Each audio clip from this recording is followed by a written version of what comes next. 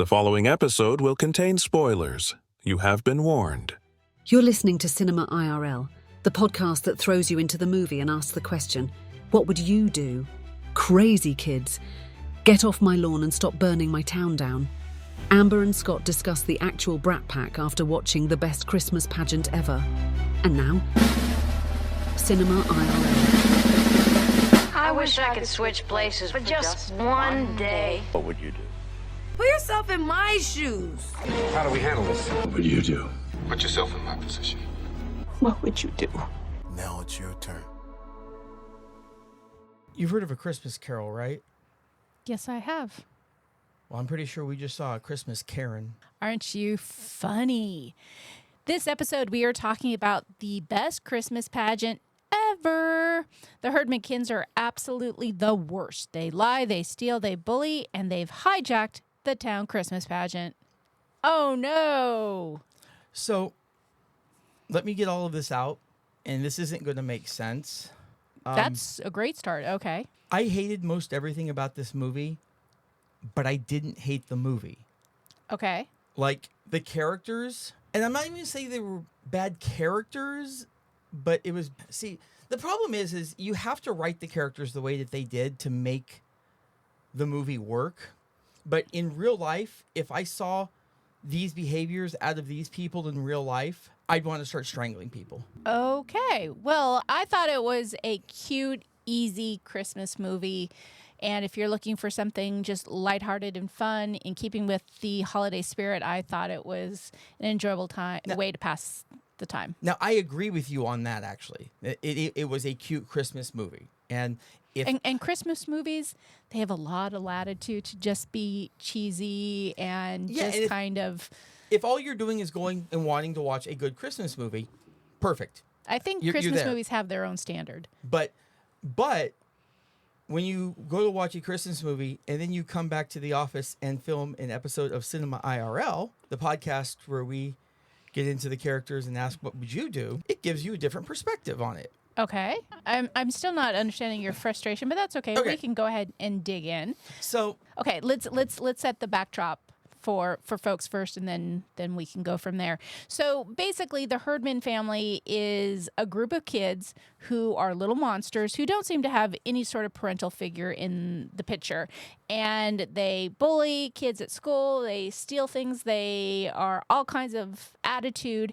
And to get rid of one of the Herdman bullies, one of the little boys says, who keeps getting his dessert stolen from one of them, says, it's okay, go ahead and take my dessert. I can get all I need at church.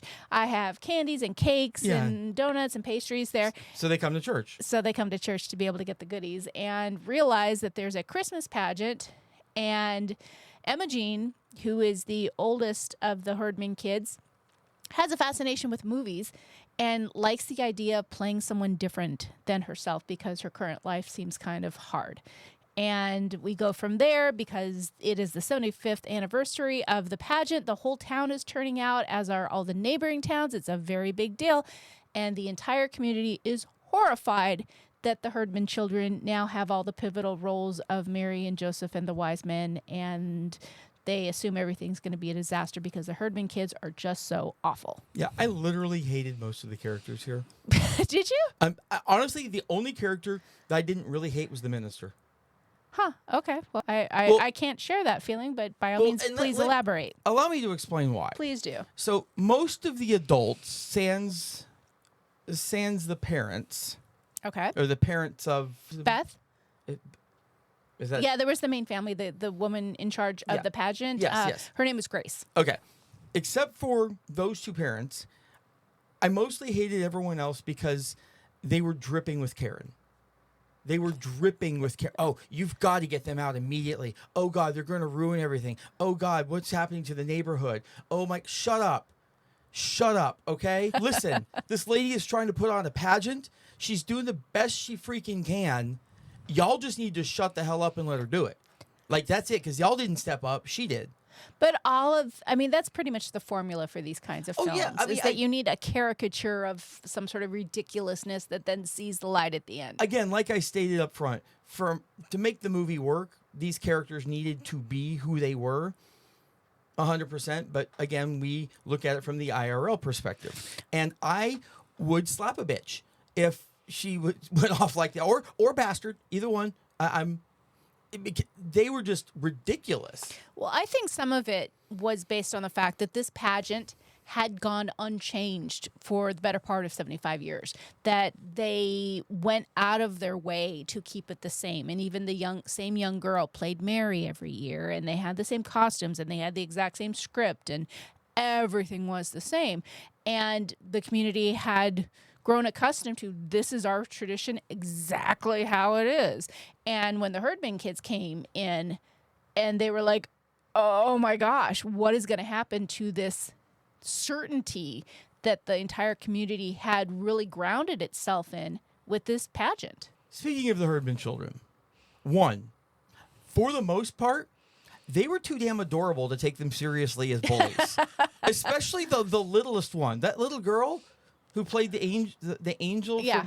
She was freaking adorable. I could not in any way, shape, or form take her serious as a bully. Well, okay, I think, correct me if I'm mistaken, the reason that you gravitated to her, because she was loud. She just was like, la, la, la. And that's a little bit of your thing. But honestly, all six of them, I mean, varying degrees, like, but though especially the two girls, and that's not me being sexist. Girls can be bullies too, but I don't know if it was so adorable when Emma Jean stole Beth's locket. No, it and was threatened her when she tried to get it back. Not all of her behavior was, but there were certain mannerisms, there were certain things about her that I'm like, I have a hard time taking this person serious as a bully. Like in some ways they were like almost too well groomed. And yeah, they weren't dirty enough. Yeah, I mean, you kind of did. They needed to be dirtier. Yeah, they kind of needed it to be Oliver twisted a little bit, because we saw their house. It had chipped paint and that house junk in front of the house. But their clothes seemed clean. Their faces seemed clean, except for one scene towards the end with Emma Jean. But they seemed very clean. And I thought if they were as neglected as we were led to believe, their clothes would not be cleaner than mine. Yes. And here's the thing. It is very clear, especially based on things Emma Jean said, that the Herdmans know who they are. They know their reputation, and they don't even question it. They're like, we've earned this reputation. This is who we are. We're just going to embrace it. If you are that person, you don't get to be upset when people talk shit about you. You don't. You've earned the shit talking. When they're like, oh, I bet there was the Herdmans who burned down the church and all that. Even if you didn't, you've got to have in the back of your mind, well, yeah, we've for years established with the entire freaking town that, yeah, if someone's going to do it, it's probably us. And that you might be innocent. And it turns out that they were. But still, like, if people talk shit about you and you've earned it, you don't get to get your panties in a bunch over it. See, I don't know if I agree with you on that, because Emma Jean, who you were just talking about, she's probably a 12-year-old girl, and she's the oldest of all the Herdman kids. And yeah, they definitely were known as troublemakers, and you're right, they did own that. But once they crossed the doors to the church, and it stopped being just about getting free snacks and cakes and things like that, they were actually curious about the story of Christmas and the origin of Jesus Christ and the manger and the entire story that was being presented to them in the Bible. And I think that's when Emma Jean started to see perhaps a different vision for herself. And so when she went to the bathroom, and yeah, she admits she lit up a cigar to smoke, but she didn't start the fire in the church. It was actually, there was no fire. Someone just saw smoke and they assumed that the kids had done it. And I think that's where the difference in the challenge is.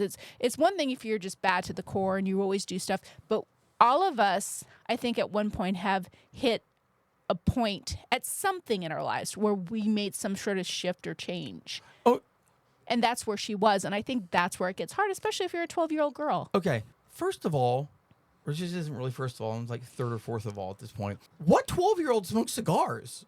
Like, you want to say cigarettes? Sure, they were vaping or doing pot or what 12-year-old smokes cigars? That did seem kind of extreme to me as well. Yes. Like I was like, yeah, no, you just jump from 0 to 100. You go pretty hardcore with the cigars. I mean, in fairness, I think the first thing I ever smoked in my life was a cigar.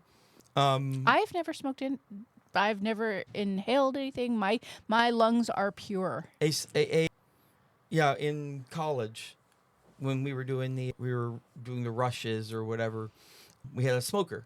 So that's it. You went and people were smoking, and so I had a cigar. I've probably had 5 or 6 cigars in my life. Not a lot, but Yeah, no, you don't expect that out of a young girl. there is a picture of me out there somewhere on a cruise boat with a cigar. It's the only picture of. Yeah, I'll see if I can find it. No, I've seen it come up in Google search. I think all of our listeners have as well. Fair enough. Okay, but yes, I am not saying that you can't change as a person. I don't want to. I want to make sure that it's very clear that I'm not saying it's never too late to change. It's never too late to change, but And you have to understand that while you're changing, your reputation is still following you. that's very true, and that's why it is so important to protect that reputation, especially when you're younger. And you look at today's society and how young girls especially can make a terrible decision at age 12 thanks to smartphones and social media, and it will follow you. People aren't going to see you while you're changing. They'll see you once you've changed and you've established a new pattern. But when you've made that turn, not everyone's going to see it, and they're still going to Assume you are who you've always been.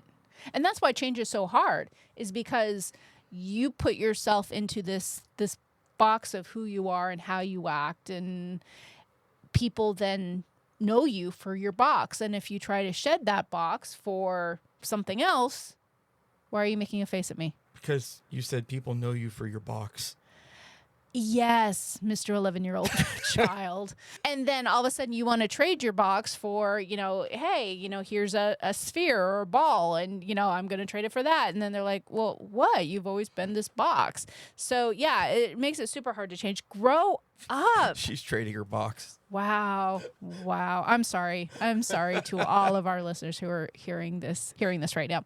So I am who I am. What could I say? I That haven't turned that corner. That is true. So let's get into what we do here. And what would you do if you were either Grace, who was put into this situation where she had to take ownership of the pageant at the last minute, or Emma Jean, who was the eldest Herdman kid, or even Beth, who was the daughter of Grace, who was put in this awkward position with wanting her mom to succeed, but hating that the Herdman kids had invaded her church. I want to start by doing a what would you do on a character that we never even saw. The baby Jesus? No. What would I do, or what would I not do? I would not stay pregnant for 5 years straight, like Mrs. Herdman clearly did, because there couldn't have been more than about 5 years from top to bottom, and there were 6 kids. That girl was pregnant for like 5 years straight. Oh, that is the case for a lot of women. Who, Yeah, I've seen enough TikTok have videos families. that are like that. I I'm mean, like, for 5 years straight, like give me some break in there. yeah, I don't even know if that's noteworthy anymore. Or I shouldn't even say anymore. I mean, there's definitely people who are like, okay, we're making a family, and that is what happens. 6 and 5 years is a lot. Yeah. Especially when they're the Herdman kids. Yeah. Like if the dad really did jump on a train and not come back, I totally understand. Well, and it kind of makes you wonder, did the dad leave because the kids were little hellions, or did the kids turn into little hellions because there was an absentee dad and a mom who was also never there? I have a feeling we're not going to get an origin story on this. Oh, Okay. yeah, we need a prequel. Okay. So The Herdman kids, the early years. okay, so Beth. Yes. No, not Beth. Grace, Grace. Okay. the mother. Yes, who took on the pageant at the last minute when. Yeah, for one, she should have smacked the former Mary's mom. Just should have started smacking her around, because that she was the Karen amongst Karens. I wanted to get up and smack her, but no, I mean, she clearly took on the responsibility more as an FU to that other parent. But like, what freaking choice does she have? Like, the Herdmans have basically bullied everyone into making sure that they get the parts they want, so no one else is volunteering. So, like, what choice does she have? She has one person for every role saying, I want this role, and nobody else does. So she casts them, and then everyone's in her grill about it. Like, what the hell do you want me to do? Yeah, so the dynamic that happened there is obviously all the children are scared of the Herdman kids. So when the Herdman kids say, I want this role, I want that role, the other children are afraid to say, well, I wanted it or I volunteered. So Grace is definitely stuck in the middle between the children, that you have the Herdman children who are very vocal about what they want. You have the other children who are too scared to step up and say what they want. And the parents who are misdirecting that anger at Grace because their children didn't speak up for themselves because they were afraid of being bullied. Yeah, so and Grace basically was being bullied by everyone else, and she didn't stand up to her bullies. yeah, no, that's actually a really good observation. So we have bullying at the child and adult level. Yeah, and I would have really liked to have seen her, like that one time she told her husband, well, I said da da da, and I gave him peace. Did you really? Not really. And speaking of the husband, that guy was an idiot. That guy was just like derp. Like, you know how sometimes they talk about how men don't know how to write women and female characters are terrible in a lot of movies because men write them? I feel like we had some opposite here. Like they gave the role of writing the lines of that character to like some intern who had no idea what they were doing, and they just wrote him super derpy. I don't know why. You have some strong feelings about this Christmas movie. I kind of he just felt derpy to me. Yeah, I don't know if that's the word I would use, but yes, he was very easygoing, not get too wound up, and just go with the flow kind of a guy. So the thing about Grace, though, getting bullied by the other moms in the community is ultimately when she realized she couldn't get the Herdman kids out of the pageant like everyone wanted her to do, she then doubled down like, okay, well, we're doing it. Let's make this work. And wound up standing up for them in a lot of ways of giving them this opportunity. And so, okay, yeah. go ahead. Sorry. Okay, so back to the super Karen. Her kid, what was her kid's name? The former Mary. Yeah, what was her name? Hang on. Okay, can you talk That's to fine. someone while I That look it up? kid was an absolute kit.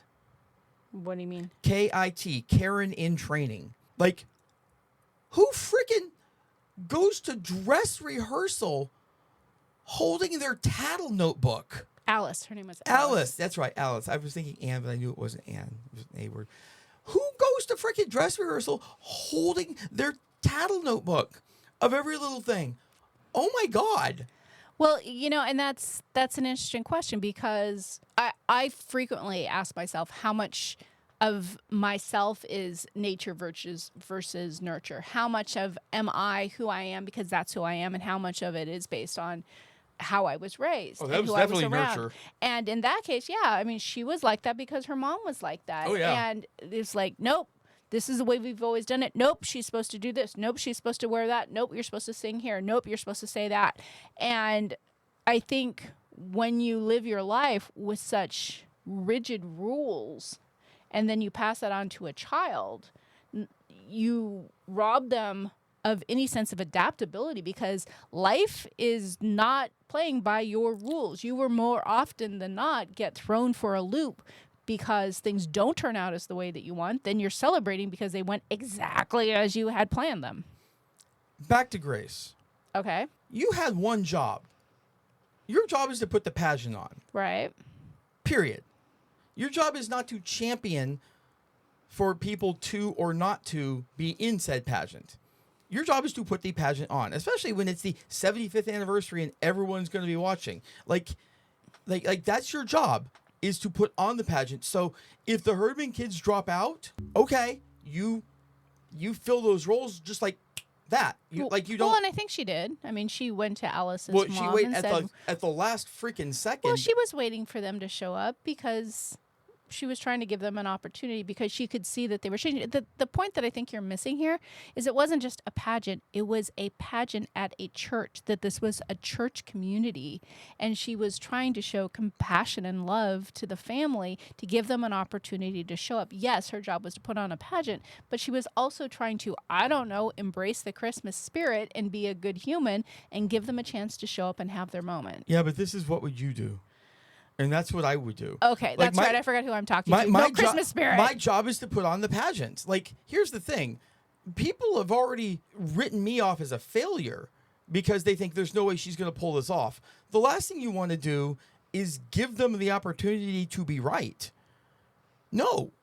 Get in there, get the pageant done, and if you want to do something later, do something later. I mean, again, I take no umbrage with the movie itself. It was fine. It was a good Christmas movie, and it was written the way it needed to be written to make the movie good.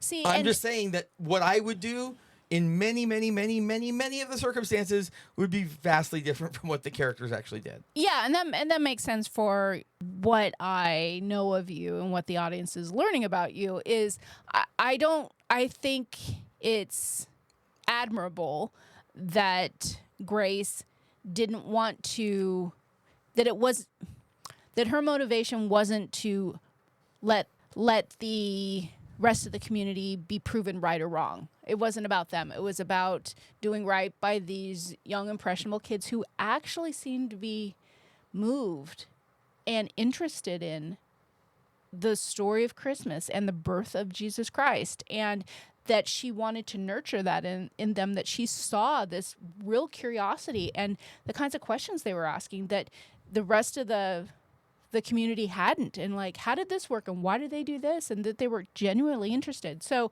and if her pageant doesn't go off, pardon the horrible pun, but she would have been crucified. Like, seriously, it wouldn't have mattered. None of that would have mattered if the pageant hadn't gone off. I would agree with you.